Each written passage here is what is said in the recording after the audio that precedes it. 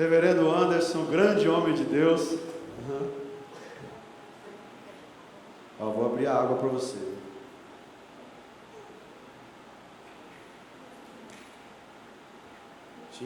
Aguinha para você. Só não vai molhar tua Bíblia aqui na água que eu derrubei, né? Quero fazer uma gentileza, o que eu fiz? Vira ela, né? Beleza. Irmãos, o Anderson é um parceiro aqui nosso, né? Um homem de Deus. Deus tem abençoado a vida dele com o dom do ensino, né? Eu tenho certeza que ele vai edificar as nossas vidas através do poder de Deus para as nossas vidas. Abra o teu coração, abra o teu espírito para receber a palavra de Deus, amém? Feche seus olhos. Pai, nós queremos te agradecer pela vida do Anderson, pedimos que o Senhor manifeste o teu favor e a tua graça, através da vida do teu filho. Abençoa, Deus, e que ele possa, Deus, trazer o teu recado para as nossas vidas, em nome de Jesus, amém. Boa noite, igreja. Boa noite, igreja. Carnaval, gente. Carnaval. Enquanto o povo está empolgado lá fora, a gente está aqui. Não é culto da terceira idade, é direction, por favor. Interessante quando nós estudamos a palavra de Deus e estudamos a história. Eu sou fã de história, apesar de não cursá-la, mas a gente começa a descobrir algumas coisas interessantes da origem das coisas, né? Estava comentando com a minha esposa como surgiu a ideia do carnaval, né? O Império Romano tem várias histórias antigas, mas a mais plausível é o que eu vou contar agora e tem base nisso. O Império Romano tinha uma festa ao deus Saturno chamado Carus Navalis, que era os carros navais, e esse deus Saturno ele era adorado por uma semana. E como eles faziam isso? Eles traziam um carro em forma de barco para dentro da cidade, todo mundo festejava ao deus Saturno. Deus Saturno era o deus da agricultura, mas também era o deus da liberdade. Muito bem, o tempo se passou e até então o Império Romano se cristianizou. E a igreja, para não perder o alvoroço do povo, que essa festa de Saturno acontecia em dezembro, eles mudaram essa festa para fevereiro. E essa festa se chamava Carnenave, que significa adeus carne, que era o período que eles festejavam antes da quaresma. Então 2 dias antes da quaresma, todo mundo sabe, peixinho, né, bonitinho, eles aproveitavam e se arrebentavam na carne. E aí virou adeus carne. Só porque com o passar do tempo isso foi se adaptando ao brasileiro. Na Idade Média essa festa era feita com máscaras, havia toda uma polpa, e não era com música, com trio elétrico e bebedeira, não era assim. Caiu no Brasil. E o Brasil, o brasileiro, sabe como o brasileiro é, né? Não precisa nem terminar a história. Dos anos 30 para cá, eles aproveitaram e embutiram música, embutiram festas, embutiram tudo. Nos anos 70 entraram os trios elétricos e daí virou o que está hoje, a pura festa da carne. E eu orando a Deus, falando: Deus, e o meu vizinho da rua de baixo tem um bar, nossa, bombando. Falei: meu Deus, preciso de o teu povo anseia por uma palavra, e Deus me deu uma palavra. Abra sua Bíblia em Colossenses, capítulo de número 2, versículos 6 e 7. Eu vou falar, minha mensagem tem o tema: o antídoto contra os sedutores. Vivemos num tempo, e este é um tempo específico, o carnaval, né? Em que nós somos tentados a ser atraídos. E a palavra que diz em Colossenses capítulo 2, versículo 7, diz o seguinte: portanto, assim como recebestes a Jesus Cristo, o Senhor, assim também andai nele, arraigados, edificados nele e confirmados na fé, assim como fostes ensinado, crescendo em ação de graça. Interessante que Paulo escreve a uma igreja que está sofrendo com um sério problema de heresia, de falsos mestres tentando introduzir no meio da igreja um monte de porcaria. E Paulo, ele começa a descrever uma carta muito rica, mas tão preciosa para a nossa vida, tão cheia de riqueza, que ele começa a descrever. Antes dele falar dos falsos ensinos, ele começa a dizer o seguinte: como vocês receberam a Cristo como Senhor. Sabe, a salvação, quando você levanta a mão e diz: eu aceito Jesus como meu Salvador, é o momento mais importante da sua vida. É o momento que você reconhece o senhorio de Cristo sobre você. Talvez você não tenha a dimensão que isso alcança. Talvez você não tenha noção disso. Paulo, ele está começando a descrever no capítulo 2, que quando nós aceitamos a Jesus, nos é dado as riquezas da sabedoria e do conhecimento. Olha o quão grande é o mistério da salvação em Cristo. João fala que nós já passamos de criaturas e passamos a ser filhos. É o que diz lá em João capítulo 1, versículo 12. Vocês já não são mais criaturas, vocês são filhos. Sabe qual é o problema? O problema é que nós não dimensionamos isso, e nós não entendemos isso.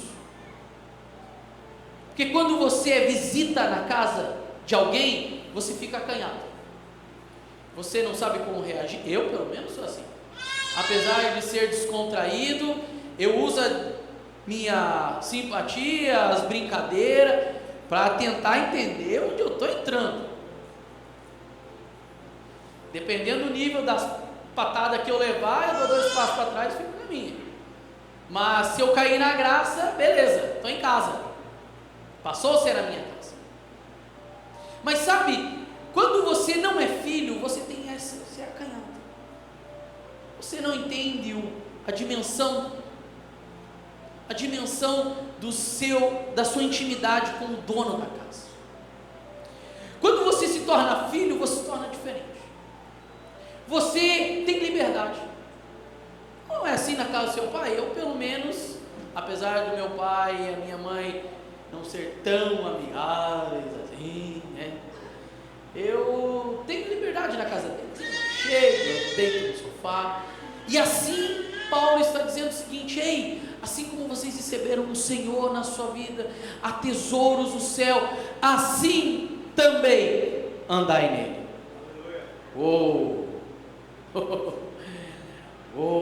Aqui abre um leque completamente diferente.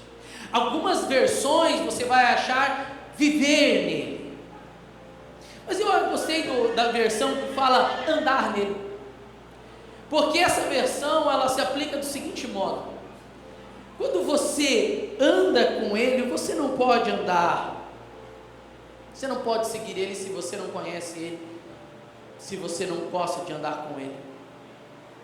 Quando ele é Senhor da sua vida, você não pode seguir a trajetória que ele traçou para você, se você não conhece ele, se ele não é Senhor da sua vida. Por isso que Paulo fala assim: olha, assim como vocês recebessem a Jesus Cristo, o Senhor, andai nele. Por que andar nele? Para você refazer os passos dele. Aqui, vocês não veem, mas tem um X aqui. Tem um X aqui porque alguém falou que tinha que ter um X aqui por causa da denominação. Na nossa vida cristã é a mesma coisa. Nós temos um lugar para ficar, de firme. Quando a Bíblia fala andar nele, não é um andar voando. Você tem uma trajetória. Sabe, as aulas de segunda-feira aqui é fantástico, porque Norberto, eu sei, é difícil o nome do professor, então. Norberto, ele fala o seguinte: olha, você tem uma unção para a sua vida, ela é específica para você e para mais ninguém.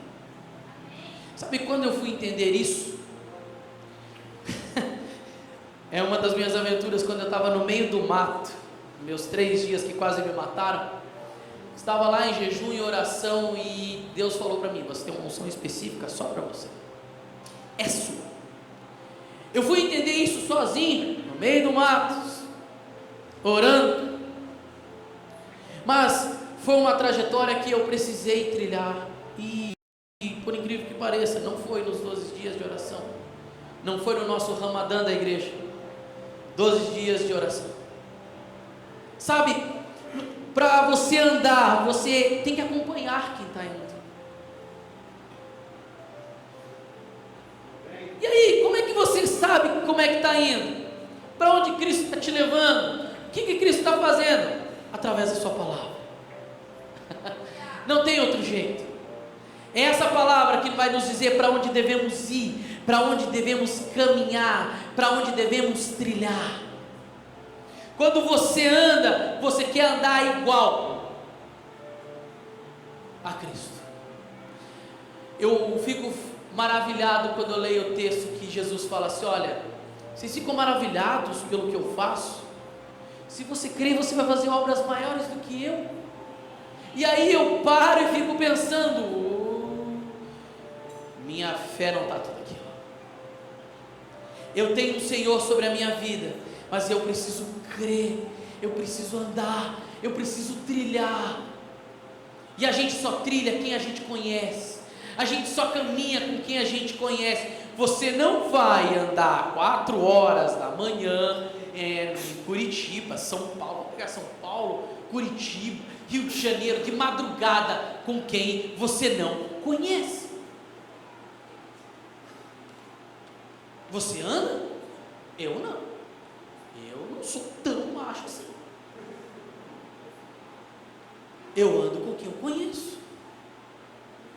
E Cristo, Paulo está falando assim: ei, você recebeu Jesus como Senhor? Andai nele. Por que andar nele?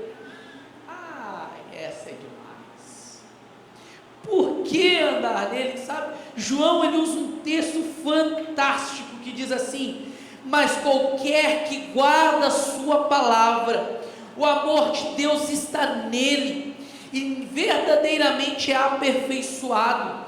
Nisso conhecemos que estamos nele. Aquele que diz que está nele deve andar como ele andou. João, 1 João 2, 5 e 6. Olha que coisa linda. Nós só andamos porque a nossa base é a palavra. Andamos nele. Mas como vamos ainda andar nele? De que forma? Arraigados. Paulo, ele gosta de usar essas metáforas, né? Arraigados já remete à agricultura.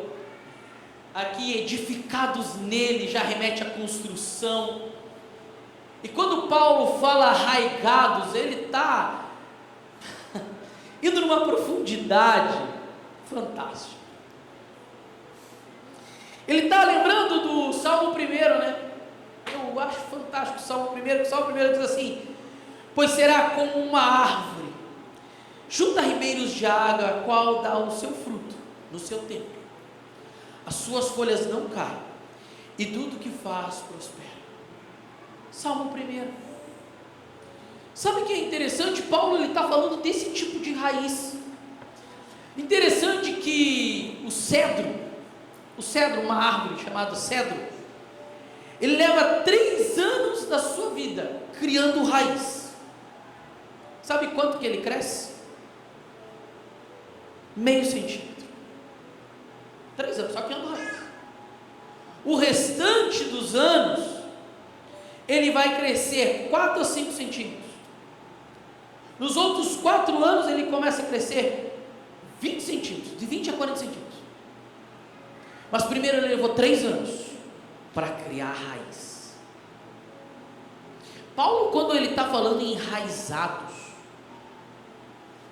arraigados, tem versão que vai estar arraigados, ele está falando de criar raiz em Cristo.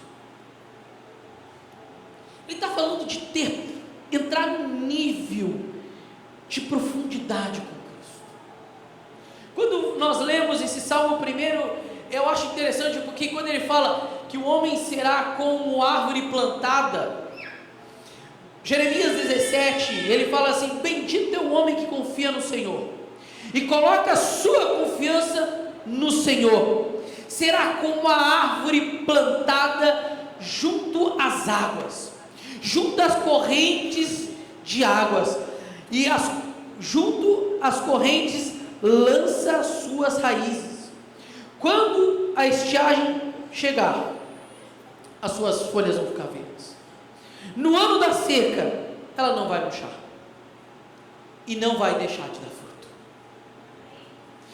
Quando Paulo está falando aqui de enraizados, ele está falando de um cristão que ele cresce em Cristo, mas ele cresce em uma profundidade tão grande que pode vir as tempestades do dia, pode vir, eu não estou bom financeiramente, isso não abala ele. Eu estou bem financeiramente, isso não abala ele. Sabe o que significa, meus queridos? Que quando nós estamos em Cristo, não importa as dificuldades, nós estamos firmes. As folhas verdes na Bíblia são sinais de maturidade. Você está maduro, com uma maturidade a ponto de dar fruto. Quando você cria raiz, você tem de onde tirar água. Por que o cactus é tão importante, né? Ele sempre tem água, mas ele nasce basicamente no deserto. Ele tem um ponto que a chuva cai e ele faz um reservatório para ele. O problema é que hoje em dia nós queremos dar fruto, ser maduro, sem criar raiz. E aí, quando não criamos raiz, a primeira pancada de dificuldade que vem na nossa vida, nós desanimamos. Ser cristão, pelo amor de Deus, para com isso. Mas ser cristão é passar as suas dificuldades com Cristo. Quando Paulo está falando de um edifício, é mais demorado ainda. Eu vou dar um exemplo bem simples para vocês. Quantos já viram na TV aquele Coliseu Romano? Aquele Coliseu Romano levou 8 anos para ser construído, com toda a tecnologia que tinha na época. Claro, não vai bater a linha verde, jamais. Espera aí. Não vai bater a linha verde. Linha verde vai bater isso. Tranquilamente. Vai ficar por mais 2, 3 copas ainda. Mas era a construção da época que era rápido. Uau! Não é igual os mercados que nós vemos aí, né? Deu uma semana, outra semana já está com a fundação, na outra semana já tem parede, na outra semana já tem teto. Acabou. Meu Deus, acabei de passar aqui ontem, tinha um matagal. Mas as construções da época eram essa tecnologia. E quando Paulo está falando, vocês têm que se edificar nele, vocês têm que criar uma fundação tão funda, tão profunda em Cristo, que pode acontecer o que acontecer, vocês estão firmes. É isso que Paulo está falando. Mas ele continua falando assim: arraigados, edificados nele, confirmados na fé. É interessante que, se você fizer uma pergunta na igreja em particular para cada um, quem tem certeza da sua salvação, você vai ouvir muitos, não, eu tenho certeza, mas você vai ouvir muitos, eu acho que talvez, todavia, entretanto, eu acho que eu sou salvo. Paulo está falando de uma confirmação no seu coração. Paulo está falando de uma certeza que nenhum pastor, nenhuma comunidade, nenhuma igreja pode dar. Ela está cravada no nosso coração. Ela é uma certeza que nasce de uma convivência com Cristo, de um estabelecer estacas em Cristo. E aí, não importa a situação, a tua certeza de salvação, ela continua inabalável. E é isso que Paulo está falando. Paulo está dando uma receita simples para um período conturbado na igreja, um período de heresias, e um período em que não era tão fácil ser cristão. Paulo está falando para nós. Paulo está falando para você. A certeza da sua salvação está em quê? Num Cristo ressurreto? Ou no momento bom da sua vida que você está passando? Ou no momento ruim que você corre para Deus? Paulo está falando que a certeza da sua salvação tem que ser todo momento, confirmados na fé. Mas Paulo também, ele fala assim, olha, como fostes, assim como fostes ensinados. E quando fala ensinado, isso me remete a Jesus. Quando ele fala que, portanto, vão e façam discípulos a todas as nações, batizando-os em nome do Pai, do Filho e do Espírito Santo, ensinando a guardar tudo quanto lhes ordenei. Paulo, ele pega basicamente isso e transforma de forma prática. Ei, você foi ensinado na palavra.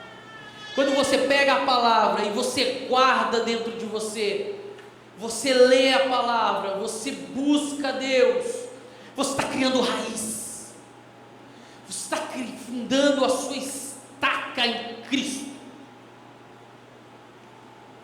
E pode acontecer o que acontecer.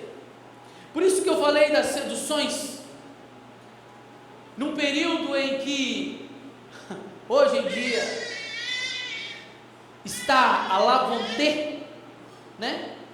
O mundo oferecendo tudo para nos destruir.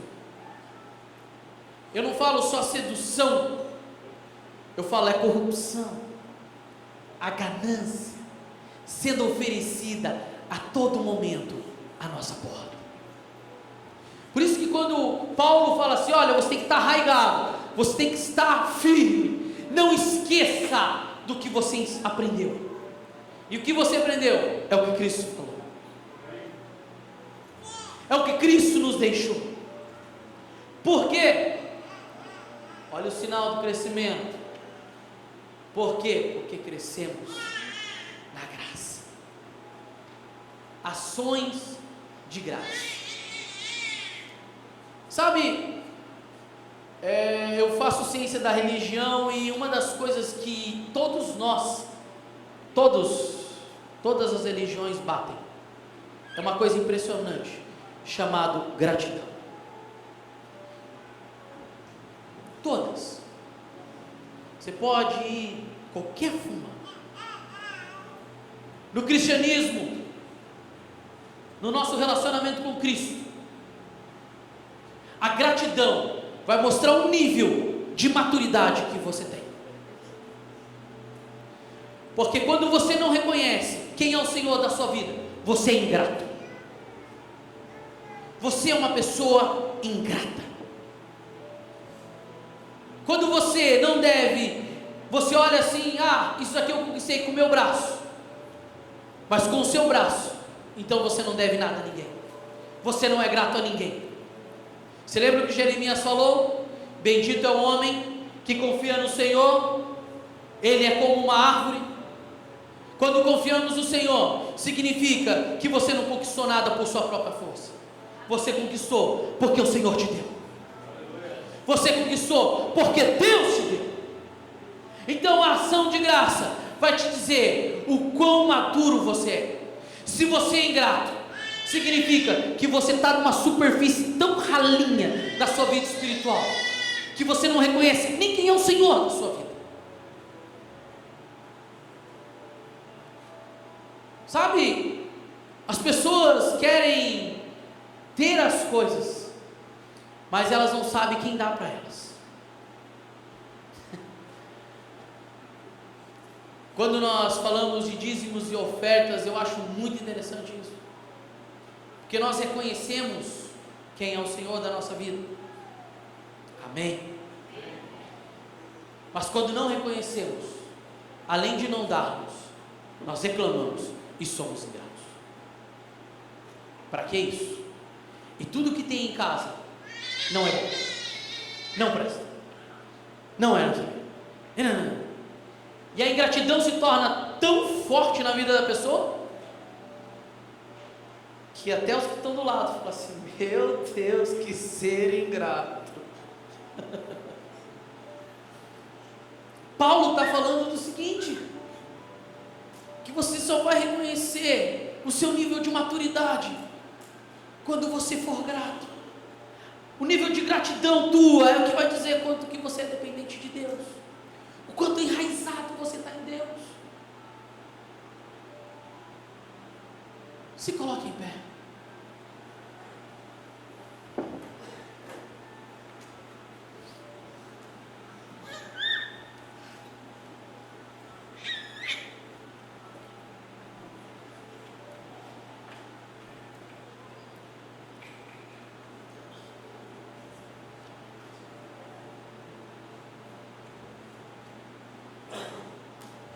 Essa noite eu falei de vários pontos da nossa vida cristã. A raiz que muitas das vezes nós temos, e às vezes ela não é tão profunda, às vezes ela não é tão profunda a ponto de não se abalar com as situações da nossa vida. Às vezes as estacas que cravamos, elas não são tão profundas a ponto de não se abalar com as situações da vida. E sabe como nós nos abalamos? É quando vem alguma notícia, ou quando vemos alguma coisa e duvidamos até mesmo da nossa fé. Quando vemos uma situação e você fala assim: mas por que Deus permite isso? Nós começamos a duvidar do que Deus tem, do que Deus faz e do que Deus é. E isso começa a minar a nossa vida espiritual, começa a ser um veneno nas nossas raízes.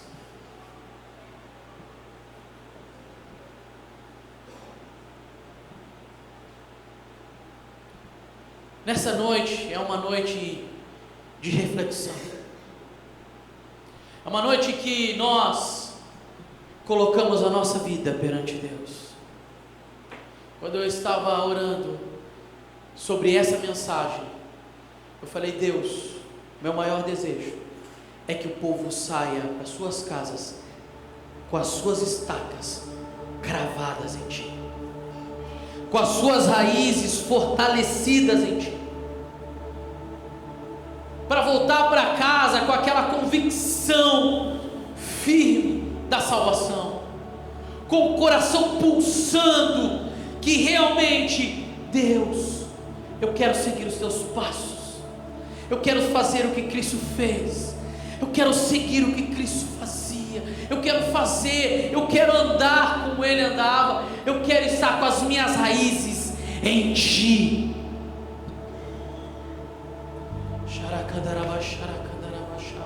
Fala com Deus, pode falar com Deus. Essa é uma noite